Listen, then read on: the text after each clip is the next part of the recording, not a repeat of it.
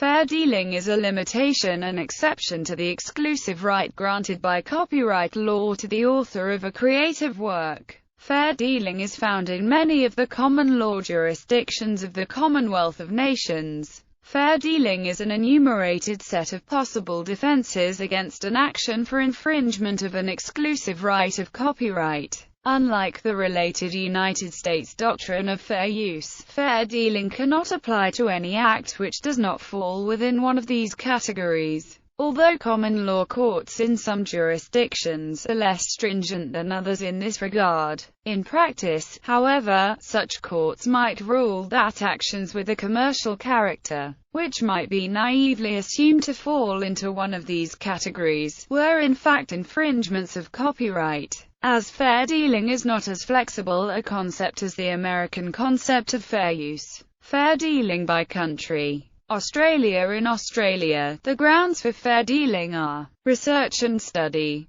review and criticism, reporting the news, legal advice, parody and satire. Regarding fair dealing under Crown copyright, the Australian Copyright Act 1968, SS 176-178, Section 182A provides that the copyright, including any prerogative right or privilege of the Crown in the nature of copyright, in acts, ordinances, regulations etc., and judgments of federal or state courts and certain other tribunals, is not infringed by the making, by reprographic reproduction, of one copy of the whole or part of that work for a particular purpose. Regarding the reuse of copyrighted images or drawings, the Australian Copyright Act does not impose a 10% limit under its fair dealing provisions for the purpose of research and study. Instead, each and every such use for research or study must be evaluated individually to determine whether it is fair, similar to the notion of fair use in U.S. copyright law.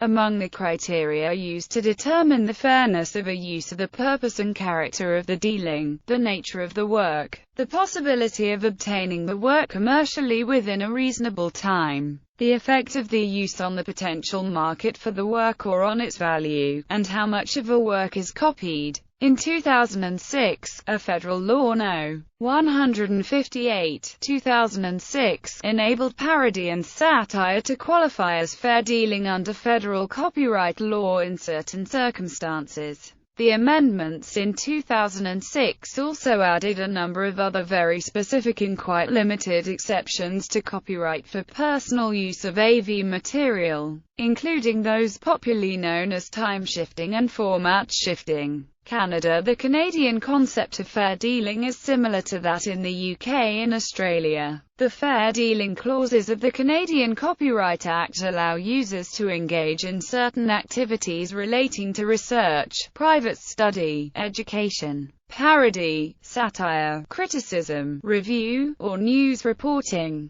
With respect to criticism, review, and news reporting, the user must mention the source of the material, along with the name of the author, performer, maker, or broadcaster for the dealing to be fair. Prior to 2011, fair dealing in Canada was not definitely found to contain exceptions for parody, but the Copyright Act has since been amended to include parody and satire under its fair dealing provisions. Previously, a Quebec Court of Appeal in Les Productions of Anti-Ciné Video v. Favreau had recognized that parody could potentially be a critique, however it refused to recognize the exception in that circumstance. The 2004 ruling by the Supreme Court of Canada in CCH Canadian Limited v. Law Society of Upper Canada has gone far in clarifying the concept of fair dealing in Canada. In considering fair dealing, the court makes the following general observation. It is important to clarify some general considerations about exceptions to copyright infringement. Procedurally, a defendant is required to prove that his or her dealing with a work has been fair. However, the fair dealing exception is perhaps more properly understood as an integral part of the Copyright Act than simply a defense. Any act falling within the fair dealing exception will not be an infringement of copyright. The fair dealing exception, like other exceptions in the Copyright Act, is a user's right. In order to maintain the proper balance between the rights of a copyright owner and users' interests, it must not be interpreted restrictively. Furthermore, by taking a liberal approach to the enumerated purposes of the dealing, the court has made fair dealing more flexible, reducing the gap between this provision and U.S. fair use. It then establishes 6 principal criteria for evaluating fair dealing. The purpose of the dealing. Is it for research, private study, criticism, review or news reporting? It expresses that these allowable purposes should not be given a restrictive interpretation, or this could result in the undue restriction of users' rights. In particular, the court gave a large and liberal interpretation to the notion of research, stating that lawyers carrying on the business of law for profit are conducting research.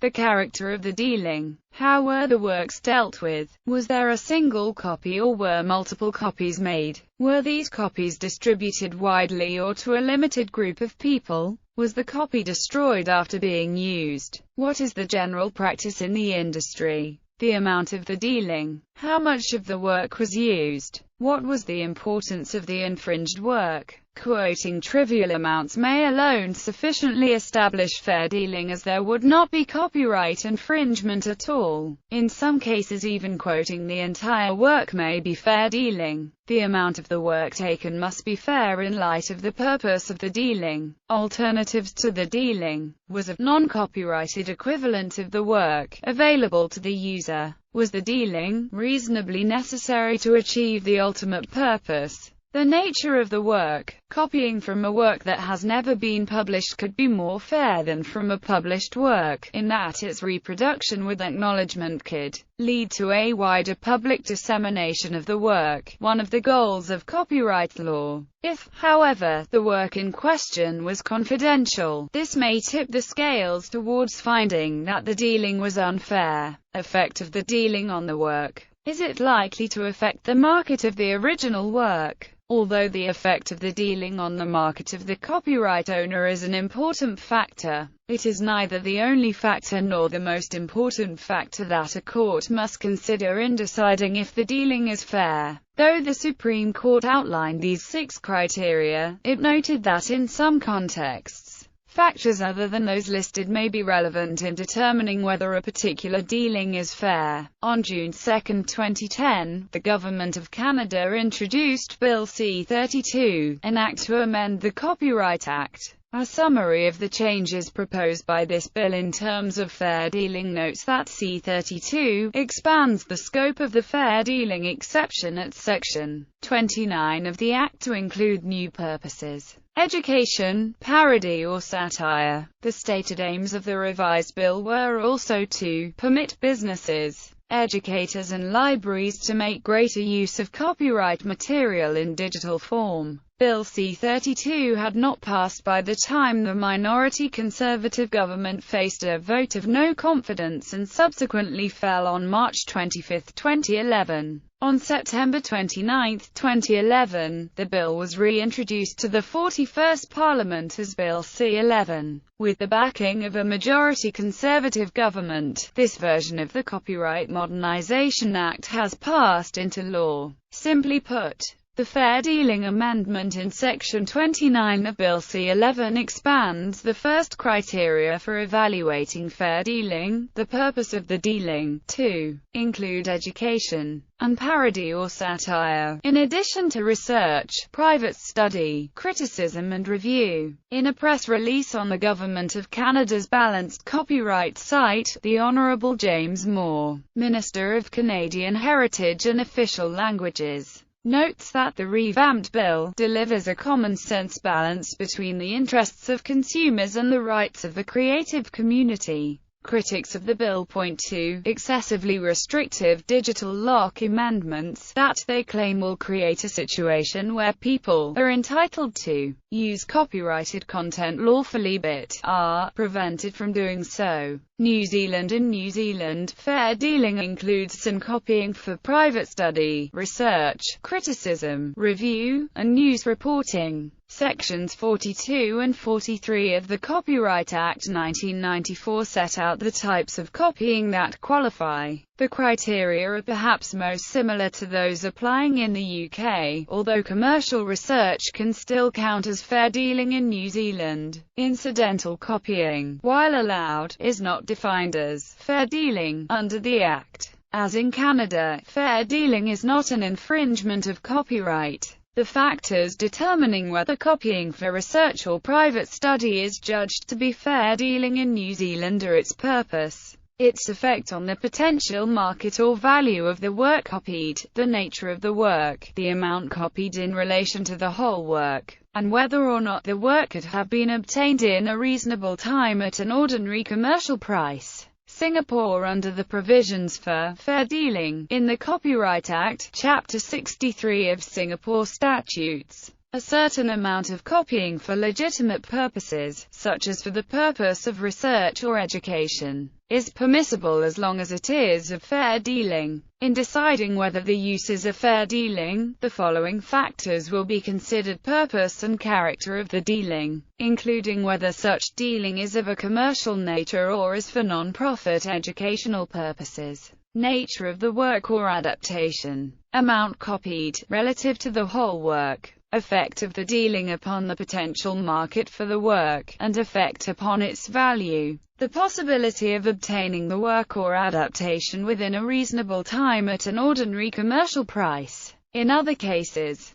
a fair dealing for the purpose of criticism or review, for the purpose reporting of news, for the purpose of judicial proceedings or professional advice would not constitute an infringement. In the case of criticism or review and the reporting of news, a sufficient acknowledgement of the work is required. The reporting of the news could be by any means of communication to the public. It is not an infringement if a person makes a copy from an original copy of a computer program which he or she owns for the purpose of using that duplicate copy as a backup. India. A fair dealing with any work is allowed in India for the purposes of private or personal use, including research, criticism or review, reporting of current events and current affairs, including the reporting of a lecture delivered in public. The term fair dealing has not been defined anywhere in the Copyright Act 1957. However, the concept of fair dealing has been discussed in different judgments,